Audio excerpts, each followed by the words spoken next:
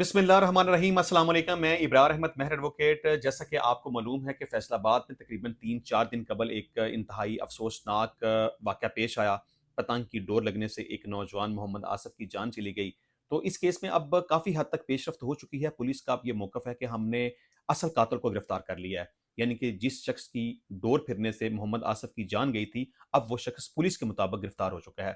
तो आज के टॉपिक में हम ये डिस्कस करेंगे कि पुलिस ने जिस शख़्स को गिरफ़्तार किया है, क्या वो वाक़ई ही असल मुल्ज़िम है या पुलिस ने ऐसे ही कार्रवाई डालने के लिए और इस केस को कवर करने के लिए किसी मासूम और बेगुनाह शख़्स को गिरफ़्तार कर लिया है।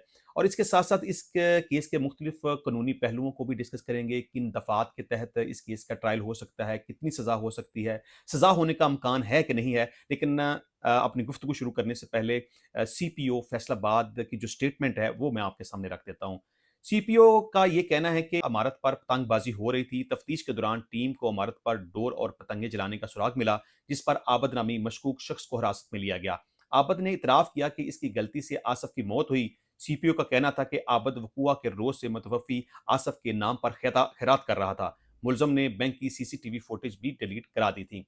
अब ये है स्टेटमेंट सीपीओ फैसलाबाद की तरफ से। मैं इसके ऊपर अपना तज्ज़िया दूँगा, इसके ऊपर अपने आर्गुमेंट्स करूँगा और फैसला आपके ऊपर छोड़ दूँगा कि आपने इसको बेहतर आप एनालाइज़ कर सकते हैं। आप कमेंट बॉक्स के अंदर इस बात का ज़रूर इज़हार कीजिएगा कि वाक़ई पुलिस ने जिस शख़्स को गिरफ़्तार किया है, वाक़ई वो असल मुल्ज़िम है कि नहीं? क्योंकि पुलिस के ऊपर बहुत सारा प्रेशर था, वज़ीर-ए-आला पंजाब की तरफ से प्रेशर था कि आपने हर सूरत 48 घंटों के अंदर मुल्ज़िमान को गिरफ़्तार करना है।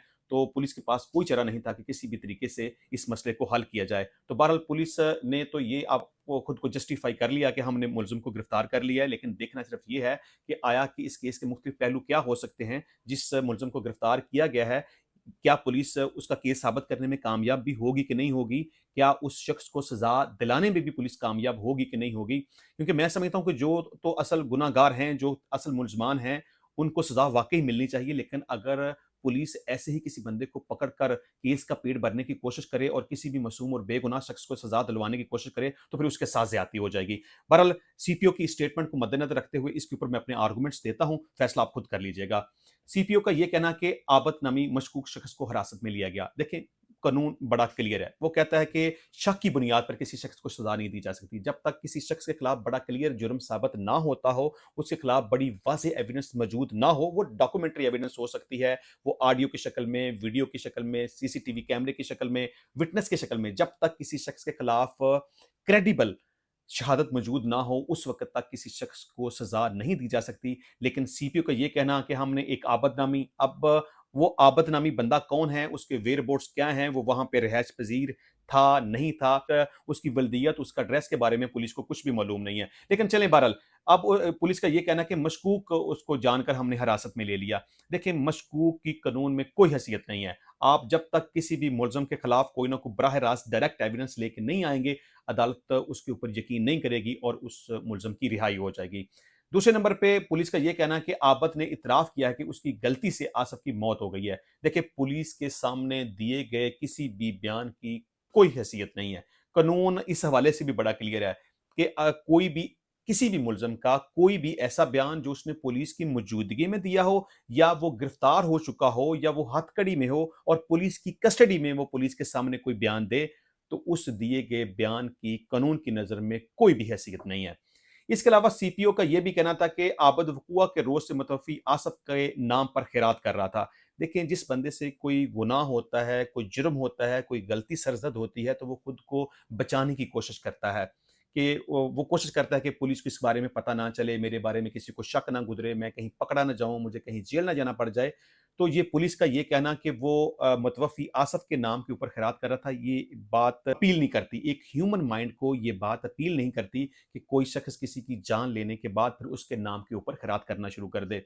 अच्छा, इसके अलावा सीपीओ का ये भी कहना है कि मुल्ज़िम ने बैंक की सीसीटीवी फुटेज भी डिलीट करवा दी थी। देखें, अगर वो इतना बाअसर था कि वो सीसीटीवी फुटेज डिलीट करवा सकता था, तो जो वीडियो मंज़र आम के ऊपर आई है, मोहम्मद आसिफ जब बाइक के ऊपर जा रहा था, जब डोर उसके गले के ऊपर फिरी है, जिस तरह से उसका खून बहा या जिस तरह के तरीके से लोग वहाँ पे इकट्ठे हुए या उसकी मौत वाक़या हुई, तो वो वीडियो भी वो डिलीट करवा सकता था, लेकिन ऐसा नहीं हुआ। लेकिन अगर ऐसा ही है कि सीसीटीवी फुटेज उसने डिलीट करवाई हैं, तो फिर जो वो ज़िम्मेदार था, यानी कि जो इस कैमरे को ऑपरेट कर रहा था, उसको क्यों नहीं पकड़ा गया, उसको हिरासत में क्यों नहीं लिया गया। इसमें मैं समझता हूँ कि पुलिस ने ये जिस बंदे को गिरफ्तार किया है, पुलिस के पास उसके खिलाफ कोई मजबूत शहादत मौजूद नहीं है। देखिए, फ़र्ज़ करो हो सकता है कि वो असल मुल्ज़िम हो सकता है कि वो गुनहगार हो सकता है कि उसकी डोर से ही मोहम्मद आसिफ की जान गई हो। लेकिन पुलिस ने जिस तरीके से इस केस को बनाया है, मैं समझता हूँ कि या तो गलत बंदे को पुलिस ने पकड़ लिया है, या अगर सही बंदे को पकड़ा भी है, तो फिर उसकी सज़ा के इम्कान नहीं है। उसको बरी कर दिया जाएगा।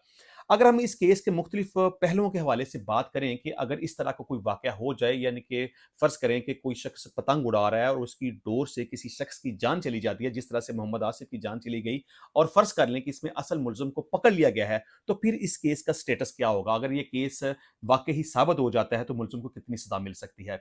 देखें, अगर हम बात करें कानून के हवाले से, तो ये एक तरह का एक मर्डर है। बेशक ये दनिस्ता तौर पर नहीं किया गया, लेकिन फिर भी ये एक मर्डर है। कानून के अंदर 4 किस्म के कत्लों को डिस्कस किया गया है। एक है कत्ले अमद, एक कत्ले शबीह अमद, कत्ल खता और कत्ल बिलसबब। अब कत्ल अमद तो ये है कि कोई शख्स किसी दूसरी शख्स के ऊपर इस नीयत से हमला करे या उस नीयत से उसको चोट पहुंचाए कि उस शख्स की जान चली जाए।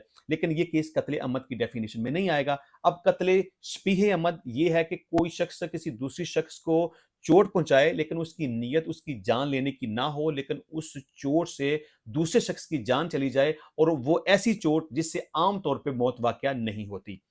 अब तीसरी कैटेगरी आएगी कत्ले खता। कत्ले खता ये है कि किसी भी शख्स की किसी को ना तो चोट पहुंचाने की नीयत है, ना किसी की जान लेने की नीयत है, लेकिन ऐसी कोई गलती और खता जिसके नतीजे में किसी दूसरे शख्स की जान चली जाए। अब चौथी कैटेगरी आएगी कत्ल बिलसबब, यानी कि किसी शख्स की नीयत किसी दूसरे शख्स को नुकसान पहुंचाने की नहीं है, चोट पहुंचाने की नहीं है, किसी की जान लेने की नहीं है, लेकिन वो कोई ऐसा गैर कानूनी काम करता है जिसके नतीजे में किसी दूसरे शख्स की जान चली जाए, तो वो है कत्ल बिलसबब। यहां जो ये वकूआ हुआ, मोहम्मद आसिफ की जान चली गई, ये कत्ल है, लेकिन कत्ल बिलसबब है, क्योंकि इसमें कातिल की नीयत मकतूल को मारने की नहीं थी, ना उसकी जान लेने की थी, ना उसको चोट पहुंचाने की थी, लेकिन उसने एक गैर कानूनी काम किया, और उस गैर कानूनी काम के नतीजे में उस मोहम्मद आसिफ की जान चली गई। अब यहां पर पाकिस्तान पीनल कोड का सेक्शन 322 लगेगा, जिसकी मैक्सिमम पनिशमेंट दियत है। यानी इसमें इंप्रीजनमेंट नहीं है, इसमें किसी को जेल में नहीं रखा जा सकता। आल दो के ये ऑफेंस नॉन बेलेबल है, जमानत इसमें खारिज हो सकती है, मुलजम इसमें जेल के अंदर जा सकता है, लेकिन इसमें इंप्रीजनमेंट यानी कैद की सजा नहीं। इस जुर्म के मुताबिक मैक्सिमम सजा दियत है, और दियत को डिफाइन किया गया है सेक्शन 323 पाकिस्तान पीनल कोड के अंदर, जो है 30,630 ग्राम चांदी की मालियत के बराबर। और अगर हम इसको पैसों में लेके आए, तो ऑलमोस्ट ये 64 या 65 लाख रुपए बनेगा। यानी कि जिस मुलजम को गिरफ्तार किया गया है, अगर पुलिस उसके जुर्म को साबित करने में कामयाब हो जाती है, तो उसको मैक्सिमम दियत की सजा मिलेगी। यानी इसमें कैद नहीं है, सिर्फ और सिर्फ दियत है। अब इस सारे मामले के दूसरे पहलू को डिस्कस करें कि आखिर पाकिस्तान के अंदर इस तरह के वाक़यात क्यों रोनुमा हो रहे हैं। कभी कोई छत से गिर के मर जाता है, कभी कोई करंट लग के मर जाता है, कभी कोई ट्रैफ़िक हादसे का शिकार बन जाता है, कभी कोई छत से गिरकर मर जाता है, कभी किसी के गले पे डोर फिर जाती है। इसके ऊपर हुकूमत काफ़ी दफ़ा एक्शन ले चुकी हुई है, और बारहा दफ़ा ये कोशिश की गई है कि पाकिस्तान में बसंत ना मनाई जाए, लोग पतंगे ना उड़ाएँ, लेकिन इसके बावजूद भी गवर्नमेंट नाकाम है। आखिर इसकी बड़ी वजह क्या है? देखिए, ये सारी सूरत-ए-हाल मैं पहले भी एक वीडियो के अंदर डिस्कस कर चुका हूँ, लेकिन थोड़ा-सा मैं इसको फिर भी डिस्कस कर देता हूँ। देखिए, एक कानून है काइट फ्लाइंग एक्ट। ऑल्दो कि कानून मौजूद है, लेकिन उसमें सज़ा बहुत कम है। सबसे पहली बात तो ये है कि उसकी सज़ा ज़्यादा होनी चाहिए। दूसरे नंबर पे मैं समझता हूँ कि सबसे ज़्यादा अहम किरदार वालिदैन का है, क्योंकि वालिदैन को पता होता है कि बच्चे क्या कर रहे हैं, कहाँ से पतंग लेके आ रहे हैं, कहाँ से डोर लेके आ रहे हैं। वालिदैन को चाहिए कि बच्चों के ऊपर सख्ती करें, उन्हें समझाएँ, रोकें, मना करें। तो मैं समझता हूँ कि वालिदैन को चाहिए कि बच्चों की मार कुटाई करें और उन्हें रोकें, मना करें कि ये ठीक नहीं है, इससे बाज़ आ जाएँ। इसके अलावा पुलिस का इसमें बड़ा अहम रोल है। पुलिस को चाहिए कि जो भी इसमें ज़िम्मेदारान हैं, जो पतंग बनाते हैं, डोर बनाते हैं, उनके ऊपर रेड करे, क्रैकडाउन करे, उनको पकड़े, उनको जेलों के अंदर बंद करे। पुलिस को सब कुछ पता हो जाने के बावजूद सुस्ती करती है, गफलत करती है, लापरवाही करती है। पुलिस अप्रोच हो जाती है, महाना लेती है, बत्ता लेती है। आम बच्चों को पता होता है ना कि डोर और पतंग कहाँ से मिलती है, तो पुलिस वालों को भी पता होता है कि ये कहाँ से मिलती है। बहरहाल पुलिस के ऊपर अगर सख्ती की जाए, अगर सीएम की तरफ से सख्त किस्म के अहकामात जारी किए जाएँ, किसी भी एसएचओ को ये हुक्म जारी किया जाए कि आपके इलाके के अंदर अगर कोई पतंग उड़ती हुई नज़र आई, तो आपको मुअत्तल कर दिया जाएगा। तो फिर मैं समझता हूँ कि इस जुर्म की रोकथाम हो सकती है। अगर थाने का एसएचओ ये चाहे कि मैं अपने इलाके में पतंग नहीं उड़ने दूँगा, तो मैं समझता हूँ कि किसी भी शख्स की फिर ज़रूरत नहीं होगी कि वो पतंग उड़ाए। और इसके साथ-साथ बड़ा अहम किरदार अदालतों का भी है, क्योंकि जब भी मुल्ज़िमान को पकड़ के अदालतों के पास लेके जाया जाता है, तो अदालतें 2-4 हज़ार रुपए जुर्माना करती हैं या 1-2 दिन के अंदर उनकी ज़मानत ले लेती हैं। मैं समझता हूँ कि अदालतों को भी चाहिए कि इसके ऊपर थोड़ी-सी सख्ती करें, मुल्ज़िमान को जेलों के अंदर बंद करें, क्योंकि जब थोड़ी-सी सख्ती होगी अदालतों की तरफ से, पुलिस की तरफ से, तो यकीनन इस तरह के जराइम की रोकथाम हो सकेगी।